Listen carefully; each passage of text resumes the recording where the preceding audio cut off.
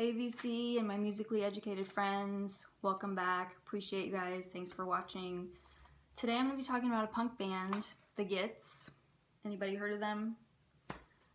They started in the mid 80s, maybe late 80s, I don't know. Anyway, in the 80s, and then their career was cut short, obviously, because the lead singer Mia Zapata, tragically she was murdered. If you guys don't know about that whole story, I highly suggest you watch the documentary. It's just called The Gits. This came out in 2008. This was kind of how I heard about the Gits, by seeing this documentary. And I probably first watched it in 2009 or 2010. And it's a very interesting, captivating documentary. So if you know nothing about the Gits, please watch this. It could be on YouTube, so maybe you can just stream it there or watch it elsewhere online. I wanted to buy it because I'm a huge fan. But anyway, first off, I'm going to say I'm not a huge punk fan in general. There's a few punk bands I really like. I love The Damned, The Stooges, of course, and X, and now the Gits. So I have respect for the genre, but it's not really my favorite genre in rock, I guess. So let's get into this video. The Gits were fronted by a powerhouse female vocalist, Mia Zapata. Whenever I get around to doing my favorite female vocalist video, she is definitely in my top 10. She's got a very unique bluesy voice. Think of if Janis Joplin or Bessie Smith were to sing in a punk band. That's kind of how you could describe Mia Zapata, but of course she has her own brand of singing, as you'll find out if you listen to her stuff. So yeah, the Gits were formed in the mid or late 80s, and they had a short run. When they moved to Seattle, that's kind of when they gained more attention, and they were kind of at the right place at the right time. Their first album here, Frenching the Bully, this came out in '92.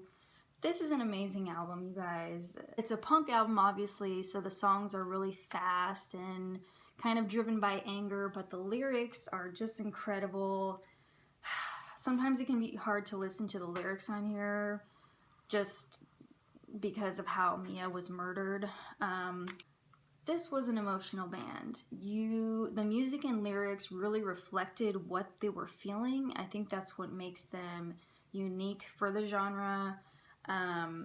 That's kind of what drew me to them, is her vocal delivery on these songs and her lyrics. The musicianship is phenomenal, you guys. The musicians, it's one of the tightest bands I've ever heard. The drummer, Steve Moriarty, he's got some amazing fills, kind of is influenced by jazz, you could say. He's definitely one of my favorite drummers in rock. The guitarist has some really good solos, and there's fantastic bass lines, and it's all brought together by Mia's bluesy vocals. So the Gits were amazing. I can't say enough good things about them. You guys will have to just check them out if you haven't heard them. I'm just going to kind of show you what other releases I have of the Gits, and then wrap it up, because this was kind of a random off-the-cuff video, to be honest with you. Okay, so their second album is Enter the Conquering Chicken. And this is also a remixed, remastered version with extra unreleased material that I bought used a few years back. So this came out, obviously, unfortunately, after she was murdered, but it's their second studio album. Then I have Seafish Louisville. This is a pretty cool release. It has previously unreleased songs, live performances, and remixed, remastered material. That's what it says on the back. But I love the song Whirlwind. That is like an essential punk song. I would suggest looking that up on YouTube and checking that out for yourself, and let me know if you guys like it.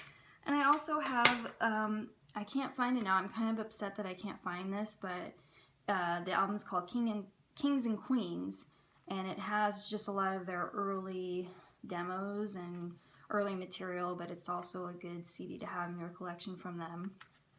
Side note, when they were doing the investigation into Mia's murder, like in, I guess, late '93, '94, the Gits put out another album, and guess who was singing the vocals for this?